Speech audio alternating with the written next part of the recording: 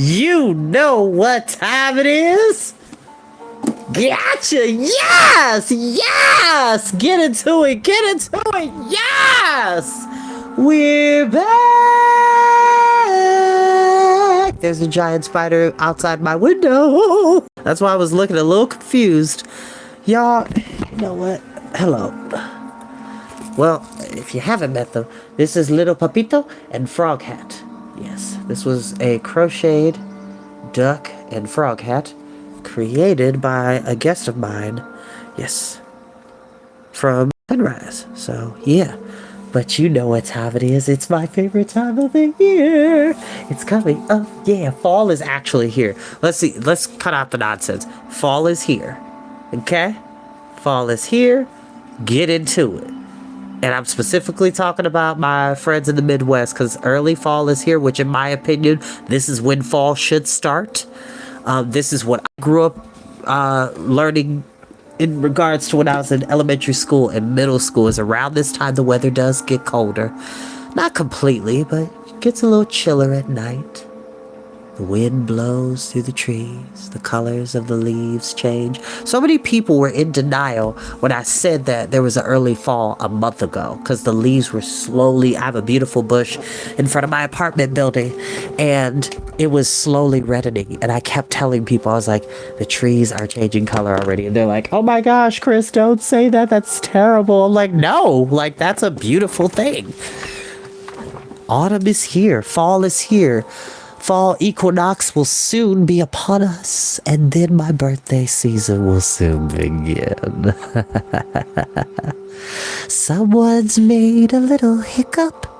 Someone made a little mess. And who's the one who's there to pick up the pieces?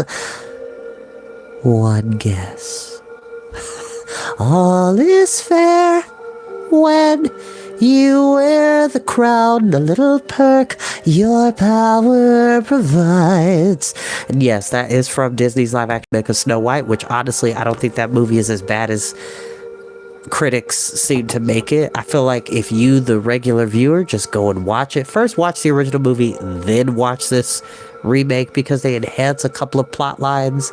They give a lot more credit to... I did a whole review on that movie a while back. I'm pretty sure it's on my... I have to double check. It probably is on my Facebook. Actually, I think it is on my Facebook and Instagram, but I'll double check. But yeah, I did a whole review on Snow White, and it was really good. Like, I would give it a solid 8.5 or a 9 out of 8.5 out of 10 or a 9.5 out of 10. That's just my personal opinion. For a lot of reasons, I thought that movie was way better than the original. But I love the original for how good it was and what it did for the movie-making industry, especially for animation. But in regards to fairy tales and magic, we are back. We're going to go back to Grimwald as he's telling the origin of how the unicorns came to Leicester. And how the hunters who, because of a lie... the rhyme that sells the lie. There was a man who found a unicorn's horn just in the grass in the forest, took it to his people, was like, oh yeah, I fought this monstrous beast called a unicorn, and yeah, put up a good fight, but I managed to win out. That's so dishonest and so tacky. Like, just to make yourself look good, you go lie and tell the people something that actually didn't happen. This is before the days of smartphones, let alone security cameras or ring cameras. So, let's go ahead and get started. Actually, the camera's a little too close. There we go. Now we can see. Chapter 15, A Tale of Blood and Sorrow. The story of the fierce unicorn was repeated often, and the wide-eyed children who heard it had no reason to disbelieve. Yet the power of the horn was such that it began to transform the man who had found it. The lies retreated from his heart, and with them the need to feel higher than his fellows. Slowly he learned to use the horn, to heal, to help, to protect. Eventually, he even tried to take back the story of how he had obtained it, but lies have a life of their own and are harder to kill than either men or unicorns. People began to come from great distances touched by the horn, but since the horn was no longer part of a living being, the magic it held could not be replenished. Over the years, its power was slowly drained until at last it was empty of everything save beauty. Now, even before the horn had lost its magic, other men had desired one of their own, longing for the power and prestige that would come to whoever possessed such a miracle. With the horn drained, the dream of owning one became even more intense, for no healer who walked the earth at that time had the certain power of the horn. Even so, only the bravest went seeking unicorns, for while the horn had lost its power, the lie told by its finder had grown in strength. Men now believed the story of fierce and deadly unicorns as if they had experienced it firsthand. "We can be fierce if need be," said Lightfoot proudly. "It is something you learned in the terrible years that followed," replied Grimwald. He paused and turning to Kara said, "It started with a girl about your age. She was the child of a great hunter, a man both ferocious and determined. His wife had died giving birth to the girl, and therefore he had lived alone in the forest, with only his child for company. He called her Beloved, for he had given all his heart to her.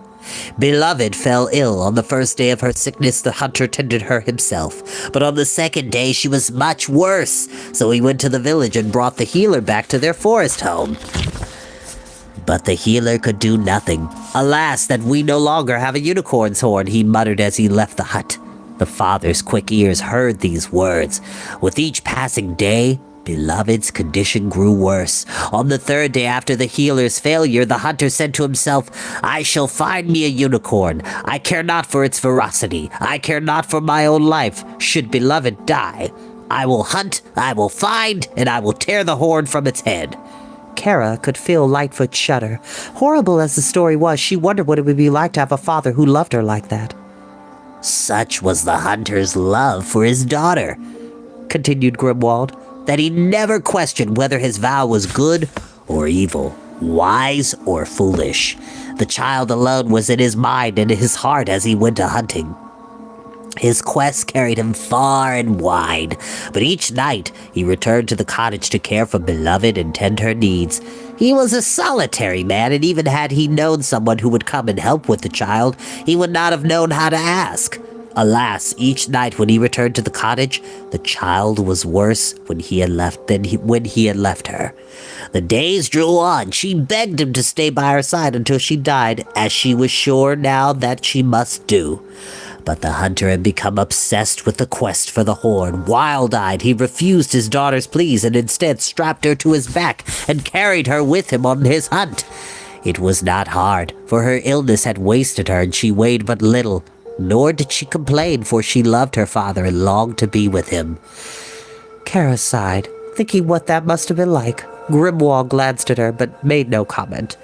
"In the forest," he continued, "the hunter left Beloved in a place he deemed safe, a place his hunter skills told him was not visited by great cats or other fierce beasts.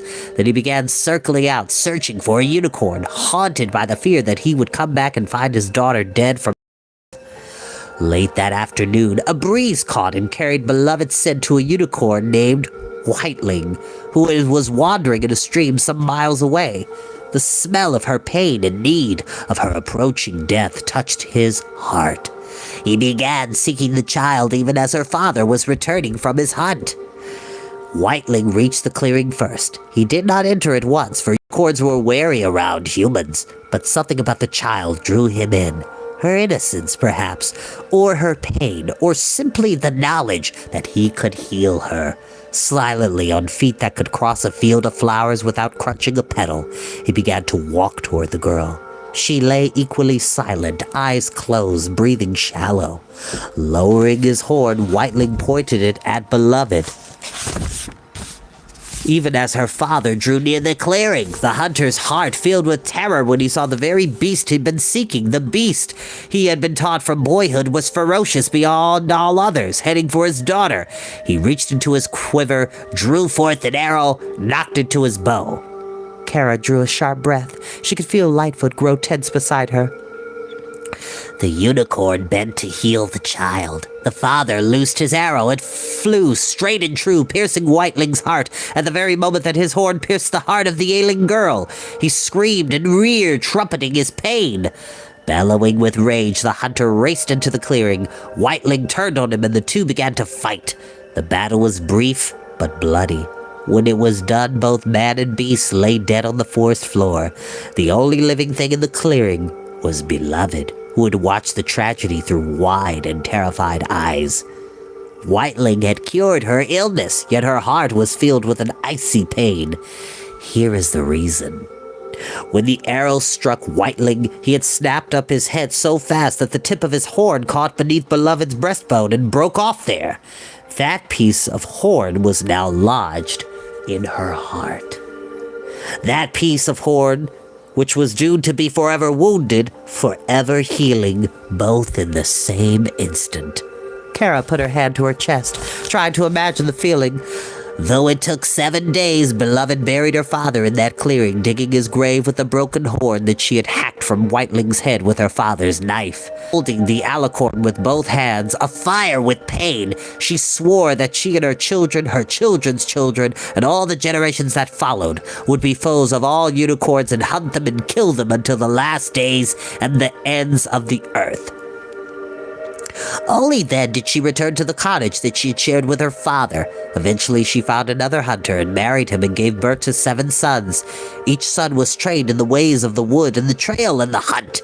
Each sought unicorns to slay, which they did by acting out their mother's story and placing a young woman in the woods.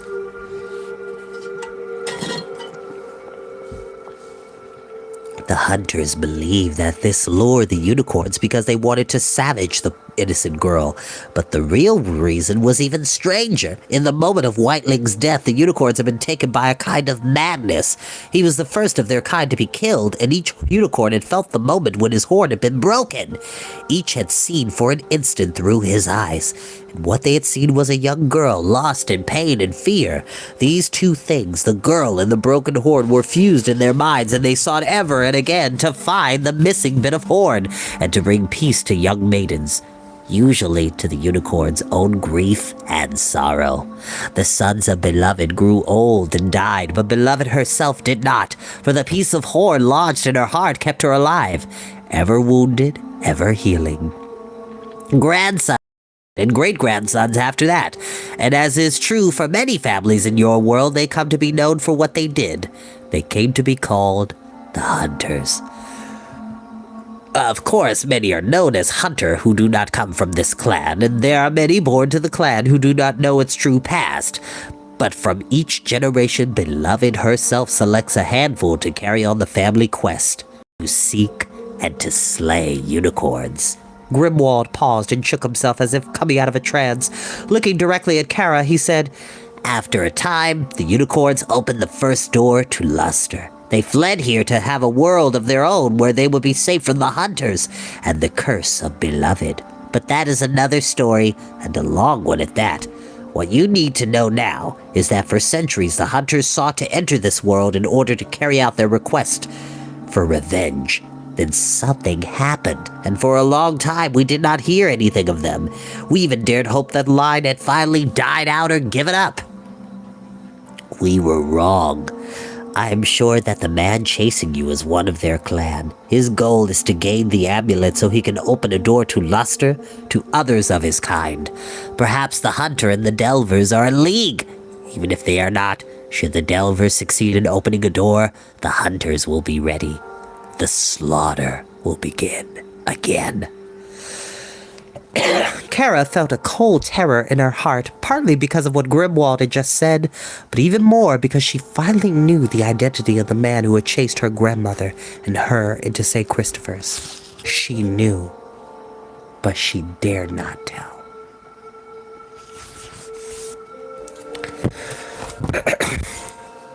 That is where we will end for tonight. Told you, keeps you on your seat. Hey, keeps you on your seat. Ba ba ba ba, keeps you on your seat. Ba ba ba ba, keeps you on your seat. Ba ba ba. All right, put you back in your corner. Now, As I always say, thank you so much, lovelies, for enjoying Storytime with Chris. I will see you all next time. Have a good night. Bye-bye.